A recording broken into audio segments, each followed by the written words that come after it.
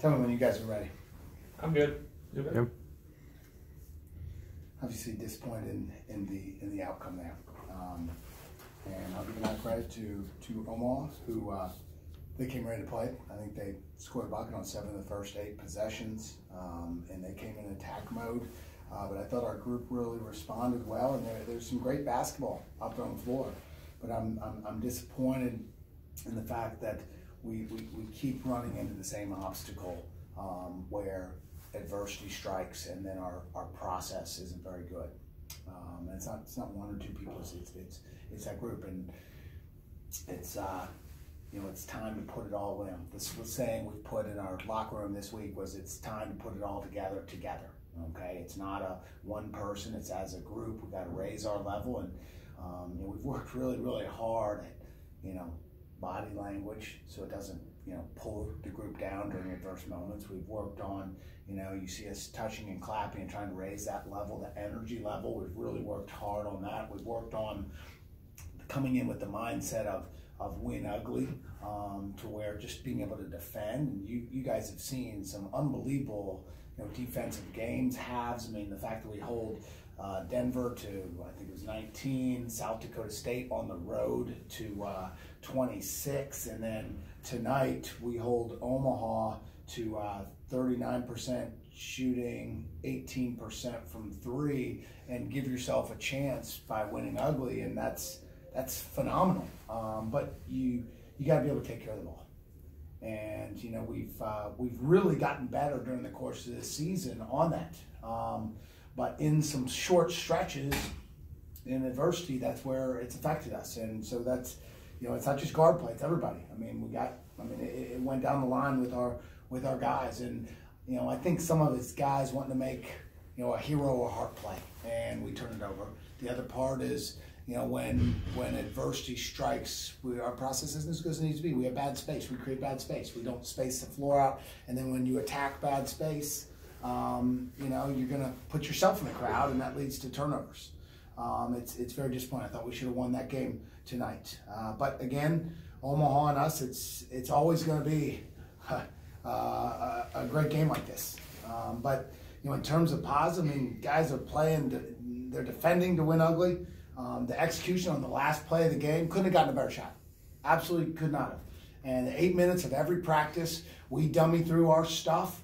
We got a number of things that we haven't used yet all year. We're just waiting. We used one at the end of half at North Dakota State where Marcus ends up hitting a runner with 3 seconds or like 1 second on the clock going into halftime. It was a half-court catch play. They took away the first option. We executed. And so the guys, they're picking up stuff and they're executing some of that. But it's those moments of adversity. I wish I had the answers. I'm trying. I'm disappointed. I'm obviously not doing a good enough job with this group because I feel like at this point we have good enough players that we ought to be able to figure out how to manage those moments better. But it's a great team in that locker room. We're running out of time, but I'm telling you, this is a group we can do it in the tournament, but man, we got to put it together now. We got to get a run and feel good about ourselves going into this tournament. Aside from cleaning up the turnovers, what would you most like to see between now and the start of the Summit Tournament?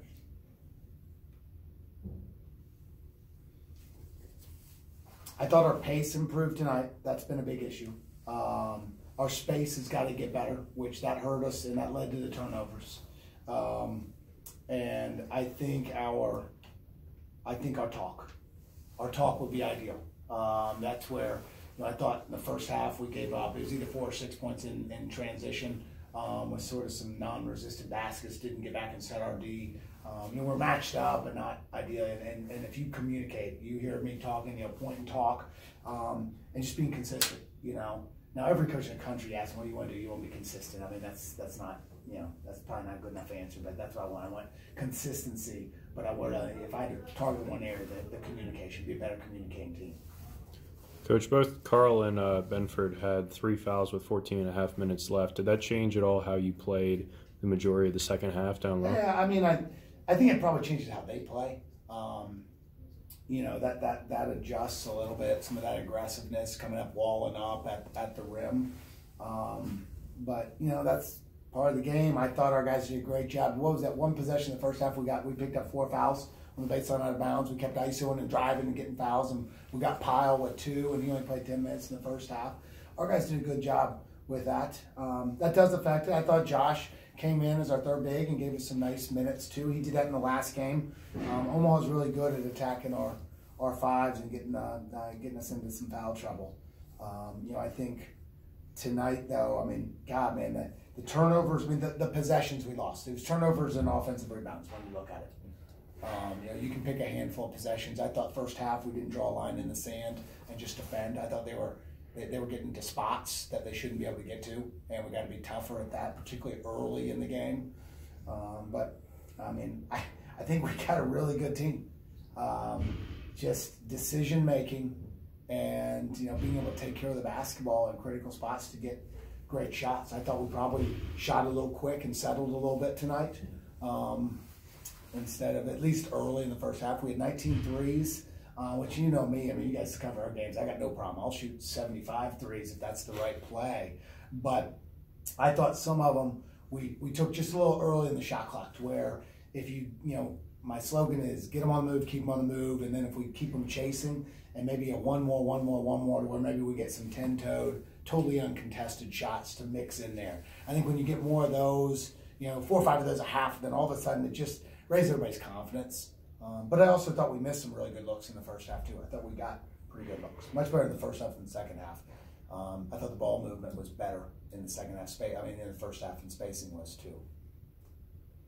Coach, your 2 seniors, what have they meant for you this year, just in terms of leadership or anything else that stands out? I mean, even more so in the off season, they've been just really good at kind of setting the table for what we're doing. And sometimes when you have particularly 5th-year seniors, they're almost too old to be hanging out with like the Deontay's who's 18. Now the cool part is they're chameleons. They hang out with all those guys. They can take their cool jackets off and kind of show the same maturity level as the 18-year-olds, which is cool.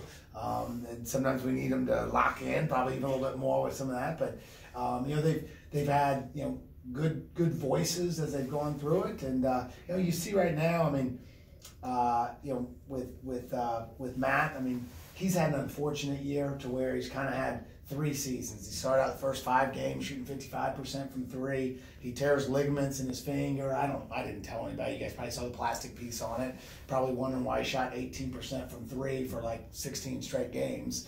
That's not who he is, but he couldn't grip the ball and was turning it over and frustrated and disappointed. And then I just kept riding him, and then he got it back. Like, he took the thing off after his 7 weeks with it, and he's shooting the ball. Well, I was 2 for 6 tonight, but like he has been, really shooting the ball well. So that's good when he can shoot it, really spaces the floor.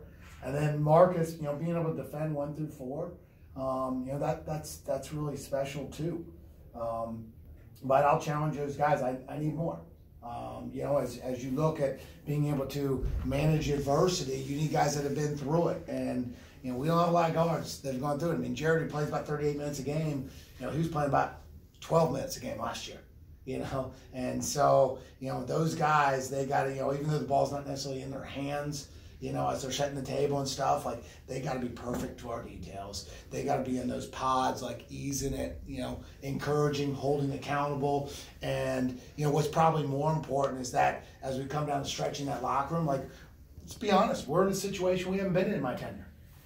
Like we've never, not finished with the winning season. We've always finished in the top 4. Well, through whatever reason it is, we're not right there right now. Now, I think we got a team that, should be at the end of the year. All right, but it's the end of the year right now, so it's time to really speed it up. Let's go. Tournament time. Let's get ready to play and finish this out. So they both need to really raise their game. So really the test of those two will be how they finish out right now. Can they manage that locker room? Can they have the maturity to manage to where there's no pointing fingers? We're looking in the mirror. We're getting better, because we got to continue to get better all the way through that Summit League. Coach, any thoughts on, you have 2 more regular season games left in the Summit League and then the tournament, and then that's it. So any thoughts on kind of the end of this Summit League tenure here? I mean, you know, we're not recreating the wheel. Like at times, I mean, we're good enough to beat anybody. I mean, we're up 10 at South Dakota State on the road at halftime. You know, I mean, just shut them down in the first half. I mean, put them in great crowds and defended.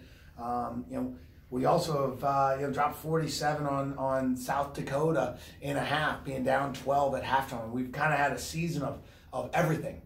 You know, you've seen everything. You know, from up big at half, down big at half, comebacks. I mean, all over the place. And so these guys, they got a plethora of experiences. Now it's how do we pull the best out of us and put it out there for 40 minutes. You know, it's kind of been some of the same, though, managing those adverse moments. And I've tried a bunch of different things. I don't have the perfect answer, but I told the guys, I promised them, man, I'm gonna keep working and try and figure out something. And you know, some of it you need to get older.